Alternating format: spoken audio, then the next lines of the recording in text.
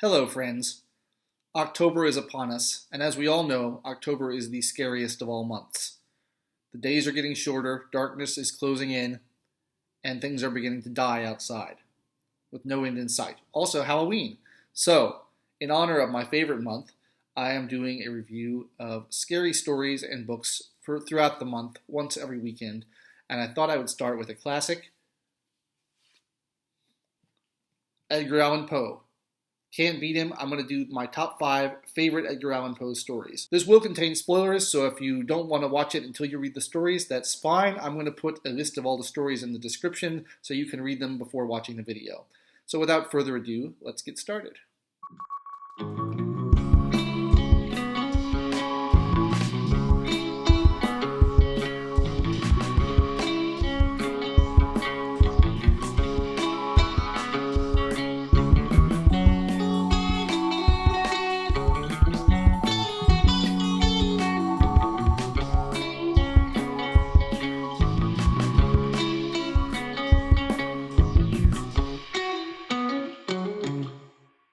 Okay, Edgar Allan Poe is about as classic a horror writer as you can possibly get.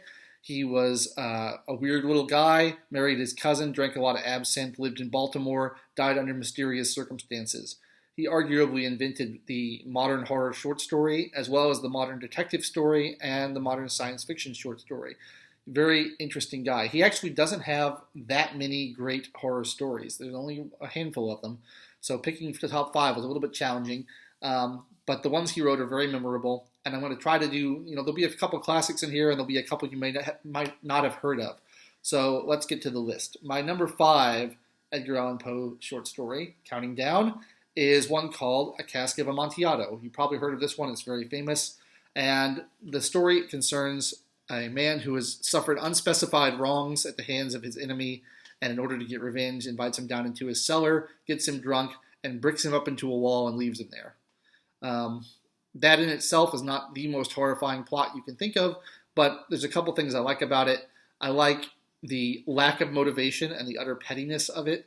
The guy basically just appears to have been rude to him, and his revenge is so over the top as to brick someone into a wall and leave him there. That's kind of horrific in how unmotivated it is. The second thing I like about it is just the cruelty of the punishment. He doesn't just kill him. He puts him inside a brick wall in his basement and leaves him there to starve to death or suffocate to death or whatever. And imagining that is pretty terrifying on its own. So A Cask of Amontillado ranks by number 5, Edgar Allan Poe short story. Number 4. This is one you may not have heard of. I have never heard anyone talk about this story, but it's one that always really stuck with me when I was reading Edgar Allan Poe. It's called Hopfrog, which is not a scary name for a story, but it's about a little court dwarf his job is to amuse the king by prancing around and doing acrobatics and juggling and that sort of thing. And the king is extremely cruel to the dwarf and teases him, and he's in love with this girl, and the king mocks him for that, and basically just visits all sorts of incredible indignities upon this poor guy. And again, it's a revenge story. The dwarf gets horrible, horrific revenge on the king and all his courtiers by basically tricking them into dressing up as orangutans and then hauling them up to the chandelier and setting them on fire, having them burned to death. You think of Edgar Allan Poe as being this master of psychological horror and very subtle mental trickery and stuff. This is just like a very ahead of its time example of just kind of like torture. It's like the equivalent of Saw or Hostel or one of those movies. It's just a gruesome, very upsetting death of all these people who kind of, were not great people, but maybe didn't deserve to be burned alive. And just the over-the-topness of it is something that really stuck with me, and I think it's a pretty gruesome and horrific story. Number 3 is The System of Dr. Tarr and Professor Fether. This is a story about a lunatic asylum. And I always find one of the most horrifying things in horror is the idea of losing one's mind. Your mind is your last refuge of safety. At least you can trust yourself. And when you start not being able to trust your own mind, that's when it gets really scary. So the System of Dr. Tarr and Professor Fether is essentially one of the classic inmates running the asylum stories. Someone goes to visit an asylum, and over the course of it finds out that the real doctors have been locked up, and the inmates, the crazy people, are actually in charge running the place, and they're not able to escape. That's a really kind of terrifying thing. And I like the gradual way it is revealed. It's maybe a little bit obvious to us now with 200 years of hindsight to realize that what's going to happen before it happens. But I think back in the day, it must have been really shocking. And I think anything involving lunatic asylums is always frightening. So I'm going to go for that one as my number 3 pick. Number 2, I'm going to go with The Pit and the Pendulum. This is another really famous one. And this one is just nightmarish in all sorts of ways. The plot is very sparse. There's not a lot of story here. The guy wakes up and he's in this torture chamber with this pendulum circling around, getting tighter and tighter. And there's a pit in the middle that he's going to eventually have to fall into. And there's very little explanation of what's going on or why this guy's being tortured.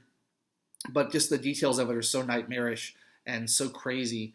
It's just it's like something out of a dream. And there's so little touchstone to the real world that I find it a particularly unsettling and gruesome story. Again, this is a popular one. You hear this a lot. They made movies based on it and stuff. Obviously, you can't make a whole movie based on this because it's one scene, essentially. But there's a great Vincent Price movie called The Pit and the Pendulum where they've written a whole story around it. And this serves as the climactic scene where the guy's being chased by this terrible pendulum that's going to crush him or burn him and knock him into the pit. So a great horror story, a classic, one that's definitely been influential on everybody, The Pit and the Pendulum, number 2. Now for number 1, I'm going to pick something a little bit different. You guys may find this unexpected. It's not really a short story. It's more of a novella, and it's really the only novel-like thing Poe ever wrote. It's called The Narrative of Arthur Gordon Pym of Nantucket, and it's about maybe 180 pages long, and there's a lot to like about it. It's basically one of the first stories that really takes the form of not a travelogue, but like an expedition notes. It's like the conceit is that he's found these notes of this explorer, Arthur Gordon Pym, and he was going on an Antarctic expedition, and this is his log, and it tells you what happened on it. And it's got a lot of great horror tropes in it. It's got a lot of things that people built on in the future. H.P. Lovecraft was a particular admirer of it, and you can really see the influence on his sort of thing. It's got like Algernon Blackwood's nature horror. Because it takes place as an expedition into the unknown. You've got fear of the unknown, which is great. You've got nature horror because there's nothing more horrific than the ocean and the snows and the ice of the South Pole. Is very good, very chilling. You've got unknown monsters. You've got savages. You've got like something at the end. Arthur Gordon Pym sees something at the end and he's not really sure what it is, but it's terrifying. It's got just a lot of the existential fears of mankind, darkness, wilderness, unknown monsters, just venturing into some place that's completely foreign, the alien landscape of the South Pole, So it's got a lot of that going on. I think it's very similar to the Mountains of Madness H.P. Lovecraft story in that regard. And not many people talk about it. It's a little bit long. Takes a little bit of going to get to the point. But I think just in terms of raw influence and being ahead of its time and doing something that really people hadn't been doing to that point, The Narrative of Arthur Gordon Pym of Nantucket is a very frightening and unsettling and chilling story. And I think it's one of Poe's greatest achievements. So that's my list of Edgar Allan Poe's top 5 greatest, most chilling stories. If you've got other suggestions that you think, I've read all of them obviously, but if you've got other suggestions you want other people to read, please leave them in the comments. I think he was a great ahead of his time author, and he's still one of the icons of horror. So I'll be back next week. I've been Logan Albright. I'll bring you another scary read all throughout the month of October. Like and subscribe. I'll see you next time.